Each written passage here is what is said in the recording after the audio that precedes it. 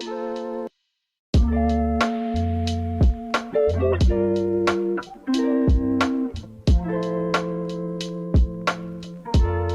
going on, everybody? This is another episode of the Eye Test Takes podcast. This is going to be episode 18. This is going to be recapping the Super Wildcard Weekend from this past weekend, as well as previewing the divisional round of the playoffs. Obviously, I'm going to start off with a few things that kind of happened in the aftermath of the weekend. Just kind of some news. And then I'm going to get into the recapping of the games and then the previewing of the games ahead this next weekend. Just to start off, let me go ahead and start with the biggest news of the weekend, at least to me, and that is the firing of Doug Peterson as the Philadelphia Eagles head coach. Obviously, no matter what, I extremely appreciate everything that Doug Peterson has done for the city of Philadelphia, for the fan base, for the team, just in totality. History was made that year in 2017 whenever they won their first Super Bowl with him, as the head coach. And I will always have a respect and love for that guy no matter what. As people say, he will never, ever buy a beer ever again in the city of Philadelphia, and he deserves every bit of that.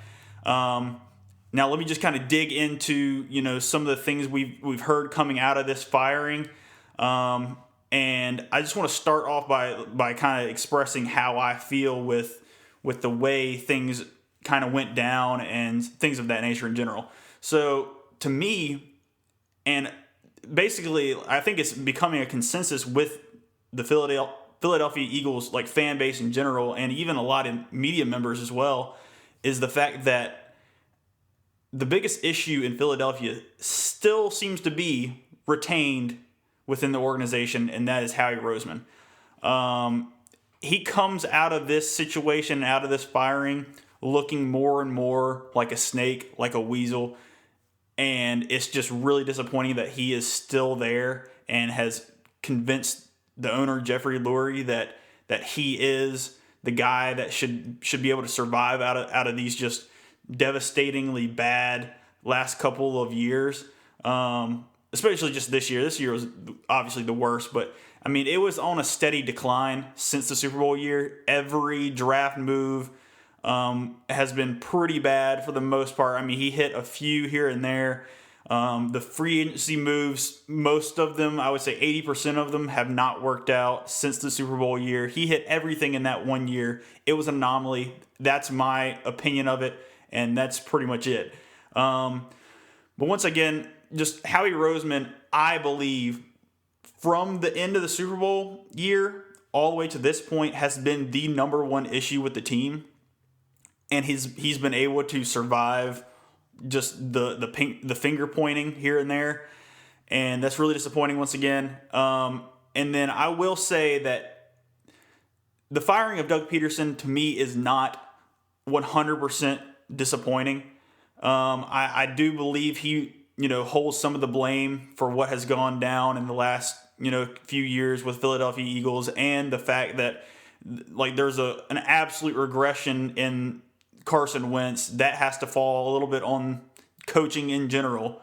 And obviously a lot of it does fall on the fact that Howie Roseman was not able to get the team talent, especially offensive weapon talent, to help Carson Wentz in his development as well. So it falls, the blame for that falls on a lot of people as well as Carson Wentz not performing. But my thing is, and I've been on this pretty much middle of the year on till this point, is I would not be upset if Doug Peterson was out as the head coach. And the only reason I say that is there were decisions being made and situational, parts of ball games and play calling and personnel usage that I just did not agree with, and a lot of people, had problems with this season. Obviously, he was a good leader of men. He had what they call emotional intelligence or whatever. That's what Jeffrey Lurie loves to use, that terminology, when it comes to guys that he wants to lead the team. And I think he was good in that aspect, but I think he did lack in some of, the actual coaching elements of being a head coach. And so it's not all that disappointing from my point of view, but 100%, like the way that it was done, the firing of it all was so ugly, so dysfunctional. It made Jeffrey Lurie look terrible. It made Howie Roseman, like I said, look like a snake in a weasel because he's able to survive 3 different head coach hirings and then firings, which is unprecedented in NFL football because usually the head coach and the GM are Loctite in whatever the success or failure is, they usually go in the same year if one of them's fired. So that's just the whole situation there in Philadelphia is a mess. And it looks like from the outside looking in that Jeffrey Lurie and Howie Roseman both love to have control over things that they really shouldn't have control of. And that's going to present problems when it comes to finding the next head coach of the Philadelphia Eagles, because if the coach is coming in and they're already getting the feeling like they're not going to have full autonomy with whatever they want, then you're not going to get some of those top candidates as a head coach. And that's just going to be the reality of it for the Philadelphia Eagles, and it's going to be really disappointing if they don't get one of the better coaching candidates. And of course, like when Peterson was hired, everybody was thinking at that point in time, this is a terrible hire. Like nobody knew him. Like, why is he going to be the one to lead the Eagles into the next phase of, the football franchise?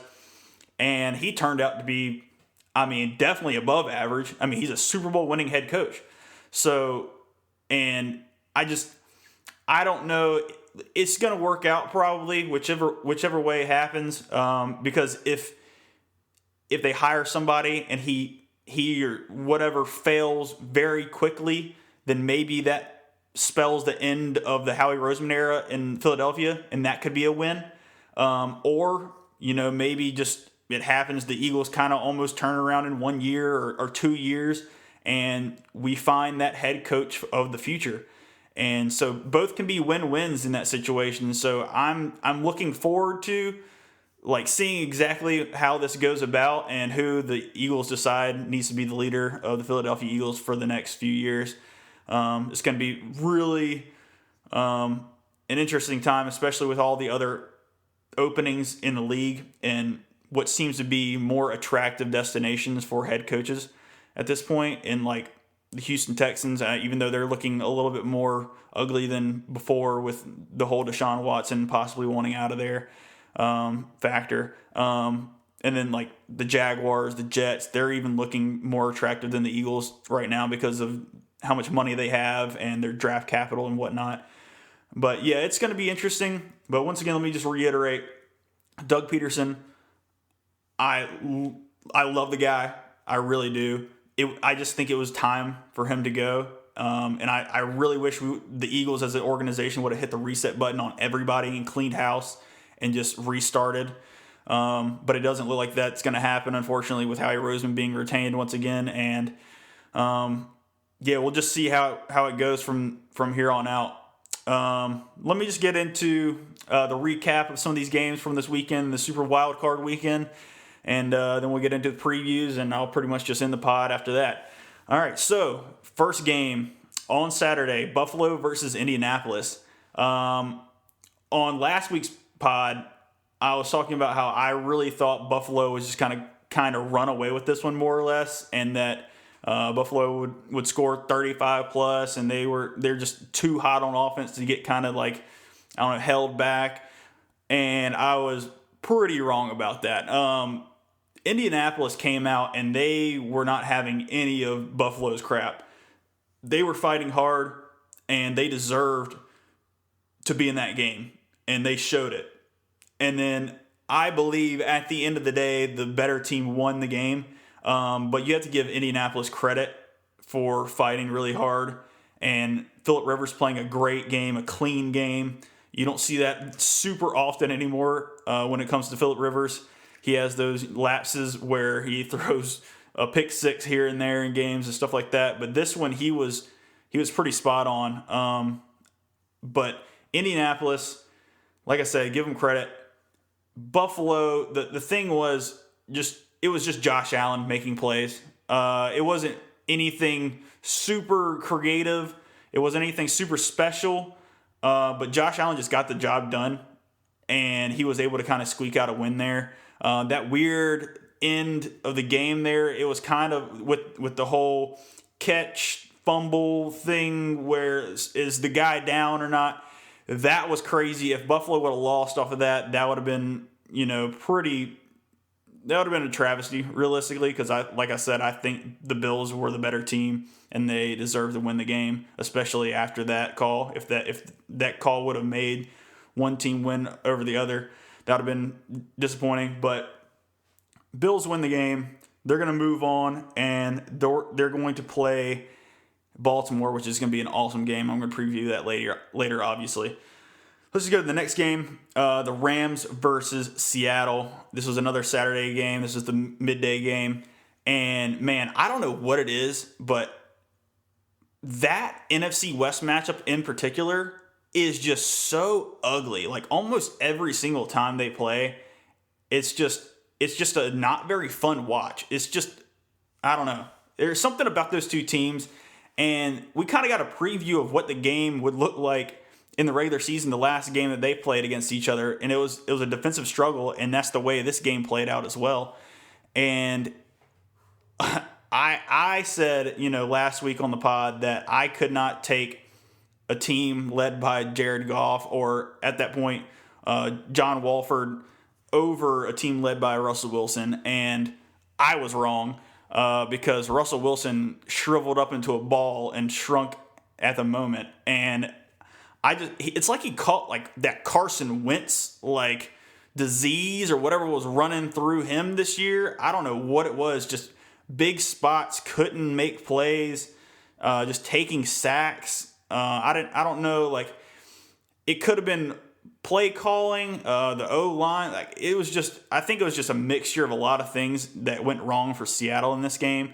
Obviously, the Rams defense is, I think, probably the best still left in the playoffs. And Jalen Ramsey I'd say in general, the combination of Jalen Ramsey at cornerback and Aaron Donald at defensive tackle is one of the better 1-2 punches on a defense in all of football. Just because you have that guy that can lock somebody down, like lock down pretty much one side of the field on defense with Jalen Ramsey.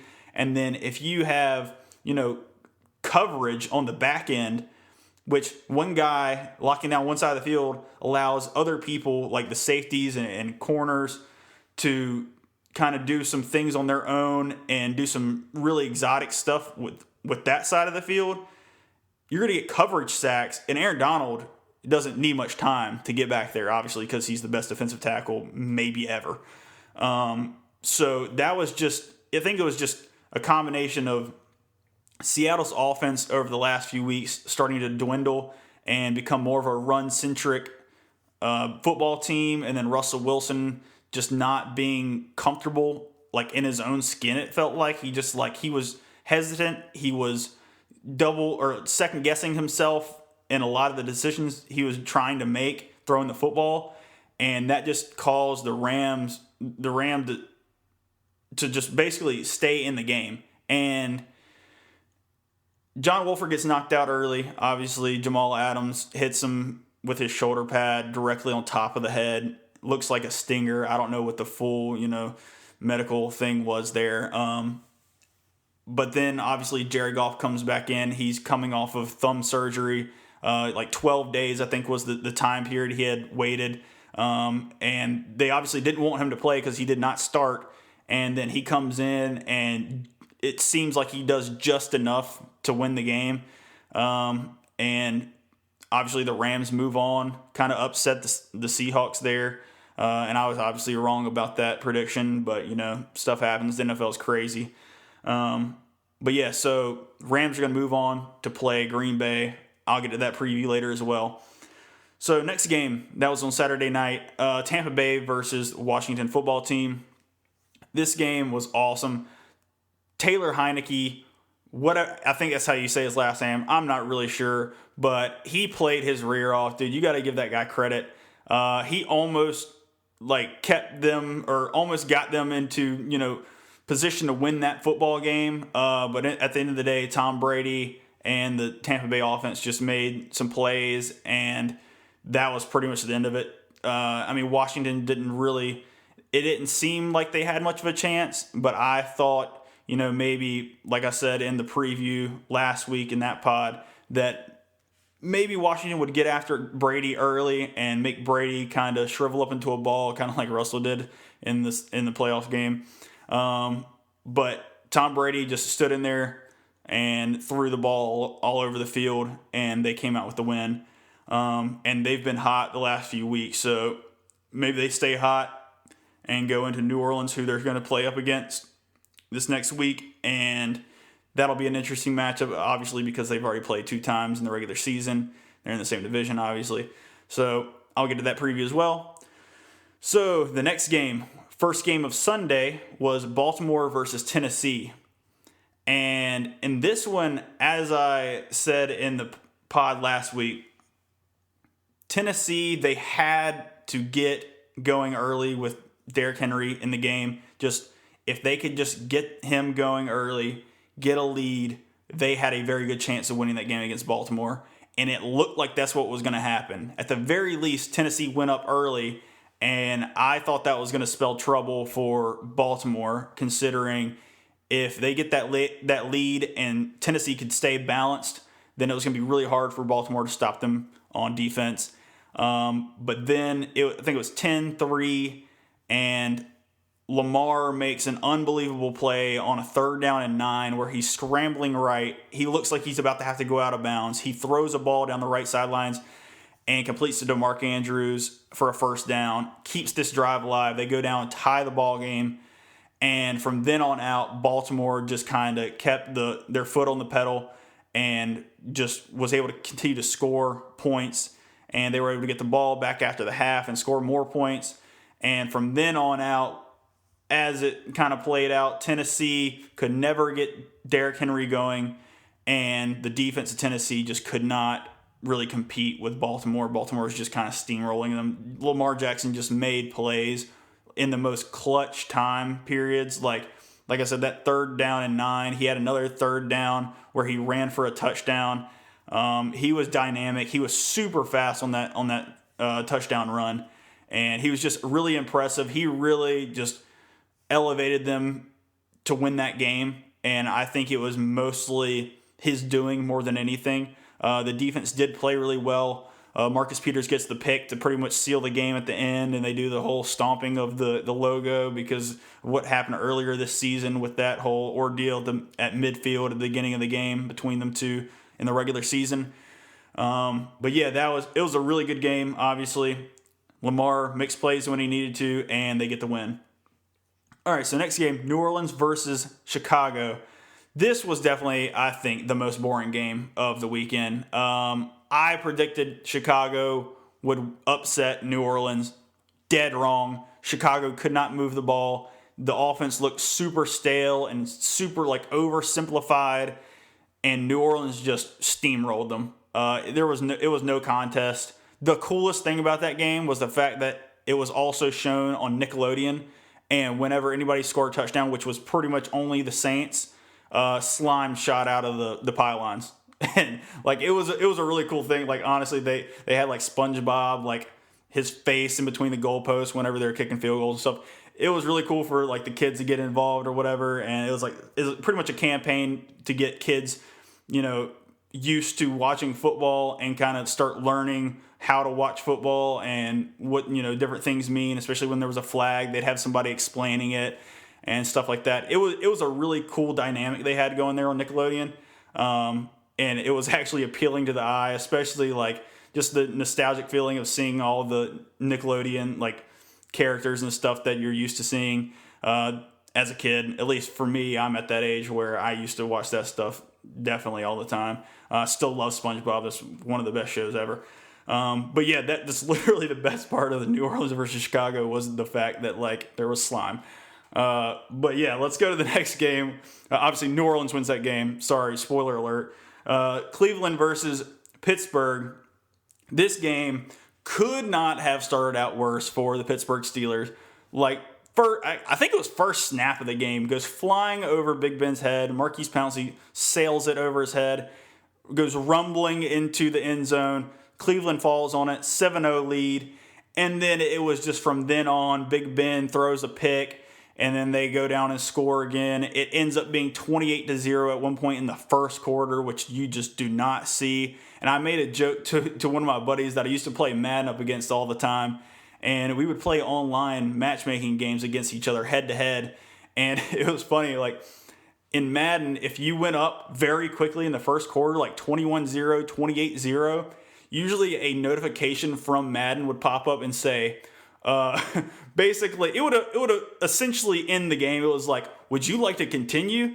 Considering it was such a blowout. And I texted my buddy in a group message we have on Instagram, was like, bro, right now Madden is sending the Pittsburgh Steelers that message we used to get against each other whenever we would start dominating each other in the first half or the first quarter. But yeah, just Cleveland stomped on it from the beginning, and Pittsburgh didn't really have anything going in the first half. They kind of eked back into the game a little bit after Cleveland kind of let their foot off the gas going into the third quarter.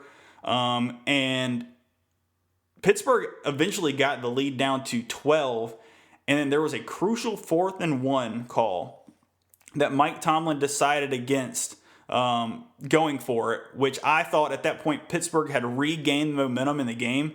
And I think if they would have gotten that 4th and 1 and went down and scored on that possession, they would have had a very, very good chance of coming back to win that game. But ultimately, Tomlin made the decision to punt right there. He had some faith in his defense, but ultimately, Cleveland was still able to go down and put some more points on the board, which essentially ended that game. It was a routing after that.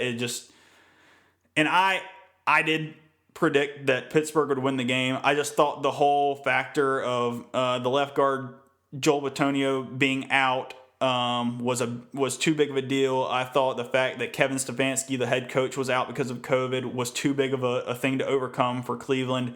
And basically, they didn't even need a head coach at that point, because when they went up by 28 in the first quarter, that's just everything goes out the window at that point. So it was just basically trying to maintain a lead for the Cleveland Browns. And hopefully they get everybody back this week. There's no more crazy COVID, positive tests come back, and they get their full cast of characters for the game against Kansas City.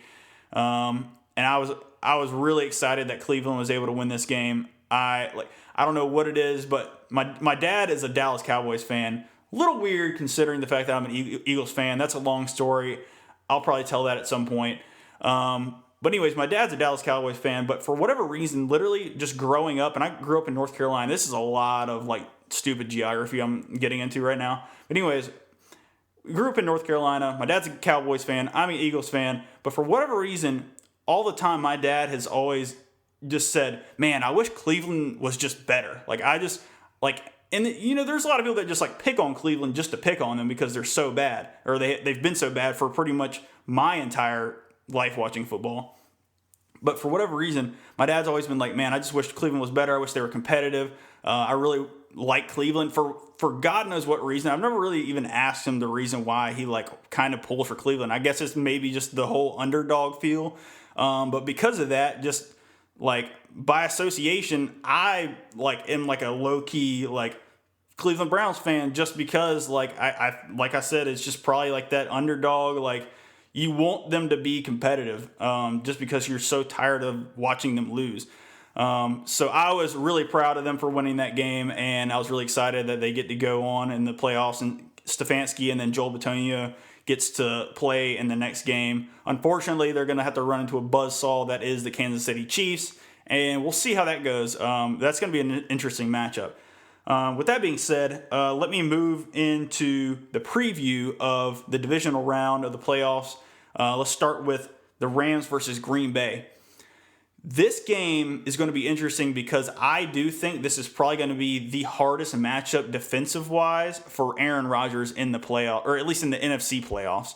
The Rams obviously have the best defense. They have Jalen Ramsey, who is probably going to shadow Devontae Adams, obviously Green Bay's best receiver, best weapon in general.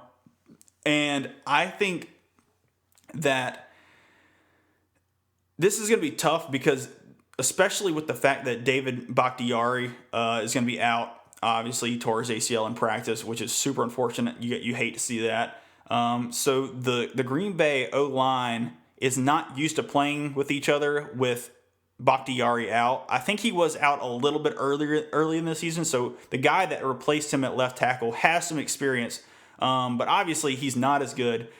And so that O-line is just by default a little bit weaker than it would be in general if they had Bakhtiari in there. So Aaron Donald and, just those guys up front, Michael Brockers, those guys up front are going to be some trouble for the Green Bay offensive line. And then on the counter side of that is the Rams offense does seem like it's built to be good and play well against the Green Bay defense, who struggles to run stop because Cam Akers has been running all over people whenever he's healthy these last few weeks for the Rams. I think he had like 176 rushing yards and a touchdown in the playoff game against Seattle. And Seattle's run defense isn't that bad either.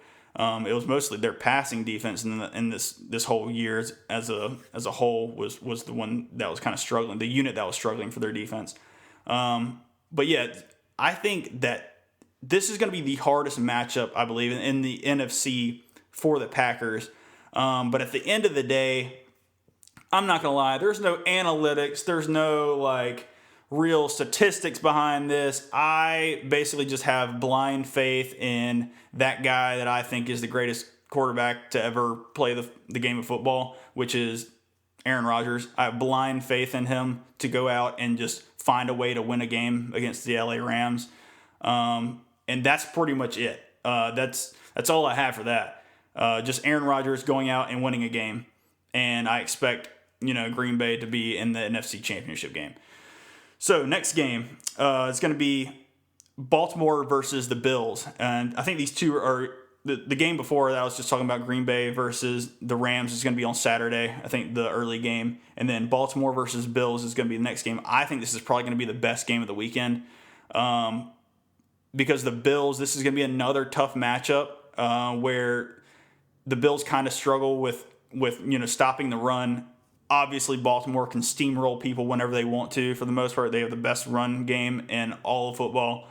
Lamar Jackson's playing well right now. He's being clutch, as I was saying in the last game. But I do think that the Bills may be too much for the Ravens defense to handle. Even though they did not really impress against the Colts, I just think Josh Allen right now is basically unstoppable, and Brian Daboll just knows how to use Josh Allen in positions and put him in positions to win football games. So I just have the Buffalo Bills winning that game as well. To move on, Sunday game. First game is going to be Cleveland versus Kansas City. This game, unfortunately, as I was saying, Cleveland, I appreciated the fact that they won the game. I was excited that they won the game. But I think their magical little run ends here against the Kansas City Chiefs in Kansas City. Cool little storyline here is the fact that Kareem Hunt's going to be going back to Kansas City to play the team that he was drafted by and was a stud in Kansas City when he first was drafted there. Obviously got kicked out of or off that team because of, a video that came out of him of kicking a lady, basically. And so he got dropped by them. And then the Cleveland Browns picked him up. And the rest has been history. Since then, Kareem Hunt's been unbelievable at football in general. He always has been, really. And this is going to be, I think, the first time he's going to go back there and play that team. And it's going to be in the divisional round of the playoffs. But I don't know. And Kansas City hasn't been playing the greatest of football these last few weeks.